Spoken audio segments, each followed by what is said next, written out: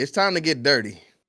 Whoa, like Dominic. time to Oh, get it's that dirty time, because- my boys. AEW ratings time. Let's get to it. Go ahead, man. Take the wheel. All right, man. So listen, let's get right into it, Brian. Dodging, you know what I'm saying? I know we got a lot of AEW, WWE fans in this chat. If you ain't watching it live and you watching it now, welcome. But now, guys, we saw AEW had its lowest rated episode in history. Omer, is that correct? I just want to fact check. Lowest rated Dynamite in history in the 8 p.m. Wednesday night time slot. Okay, understandable. Big on with the facts. Kenny, you know what I'm saying, bro? Very often we have this conversation with WWE. You like to blame it on my favorite WWE wrestler, you know what I'm saying? Now, what do you have to say? Why are these AEW ratings so low? We have MJF back, who is one of the top stars, and by any means, I'm not saying that to discredit him, but a lot of people were saying, oh, this is what AEW needs right now. MJF, we got him back. Nonetheless, his work hasn't been the most amazing because of the people he's been messing with. I'm not really a fan of Roosh, but it's MJF at the end of the day. You know what I'm saying? So, Kenny, let me hear your thoughts, man. You know, no beef. I just want to hear you out, man. Well, what was the rating? Do y'all have the number? What It was was the rating? How bad was it? 502,000. I'll never forget that number, my dog. It was 502,000 and a 0.16 in the key demo. Come on, let's go. Is that the lowest demo as well? It was definitely the lowest demo, yeah. Well, you got to think about it. You got to Rumor think has about it it. that AEW has a heavily, like 73% black audience. Last Wednesday was Juneteenth.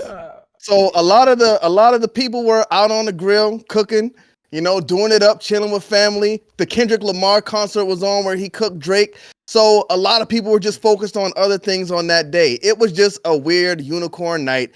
AEW is fine. There's nothing going wrong. We all see this week the ratings will be 700,000 at the lowest. You know, we might get back up to 900,000 because everybody who missed AEW last week, they are going to rush back in to see what's going on this week and get back updated. So, you know what? I think everybody's making a big deal of it. It's fine. Okay. It was Juneteenth.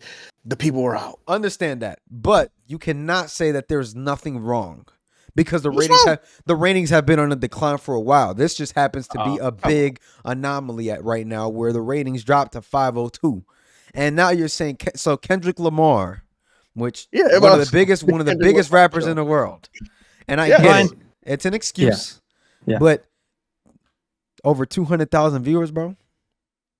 Well, the apparent story, I'm just kidding, y'all, but the apparent story is they didn't have the Big Bang Theory lead-in to give them that extra boost. That's what I heard as well. And that was the reason for the ratings. I think that is terrible. That is a bad excuse. And if that is your excuse, it shouldn't be out there because that means people are watching the Big Bang Theory and falling asleep or leaving their TV on that channel and just bleeding into AEW Dynamite. So if people aren't tuning in for the show, then people aren't tuning in for the show. I will say this though, Kenny, as a WWE fan, Law and Order has been the lead off for WWE for a while.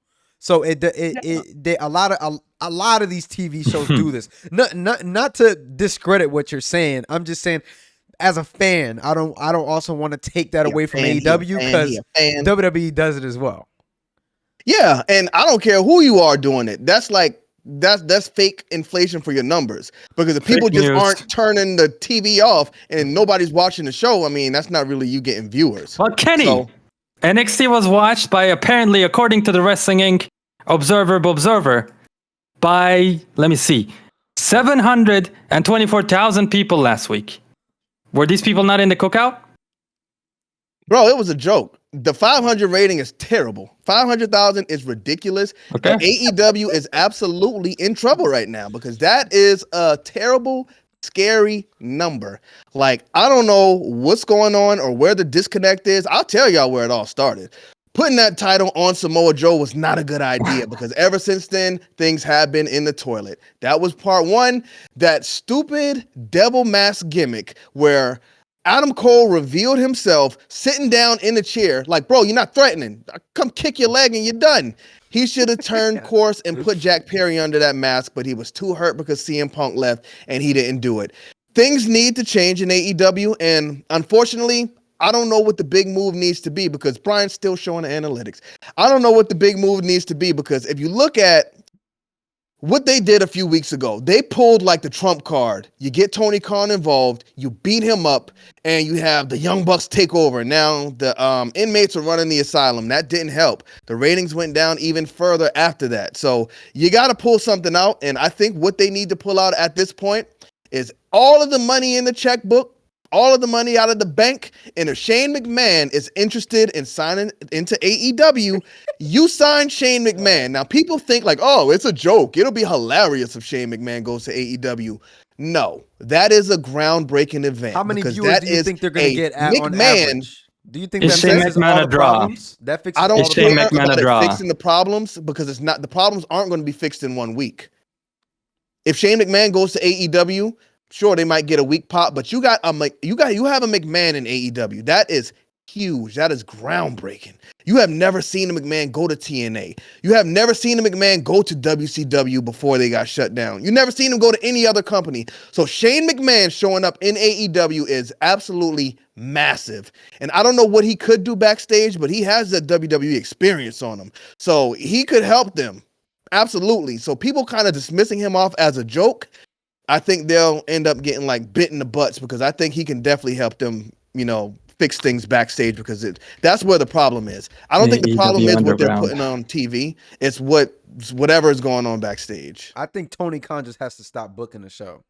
I'll be honest. That might be the problem. No, come on, That is the problem. I think he needs help. How is that the problem? He needs help. That is bro. absolutely the problem. He's a child. He can't run a company. Okay, Come on, Kato. Now, see, I was going to agree with y'all, but now Here's the Kato thing, going guys. crazy. He needs help. What do you mean? Different than he needs to stop booking the show. Those are two different He things. shouldn't be the That's either- primary booker, though. I'll be honest, bro.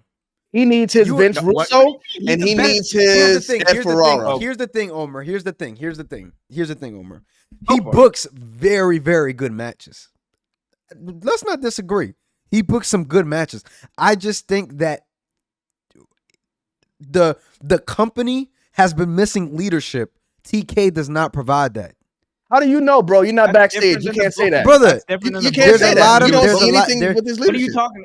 No, genuine, Brian. I don't know what you're talking about because you're talking about leadership and you're talking about booking. Bro, Which I one just is think it? he needs to give up the reins in general. I'll be honest. He wants to be one of the How boys. He is wants that to be one of the even boys. way? He's trying to hug What? them all the time like an octopus, man. Look, Bro, he Vince doesn't McMahon impress wanted me. to be one of the Anybody boys. can pay He's $20 built million, like put Bryan Danielson and Kenny Omega in the ring and call match booker. That doesn't impress me. I'm sorry. I love No, that. that's That not doesn't fair. impress me. That's not fair. Again, Vince McMahon wanted to be That's one of the funny. boys.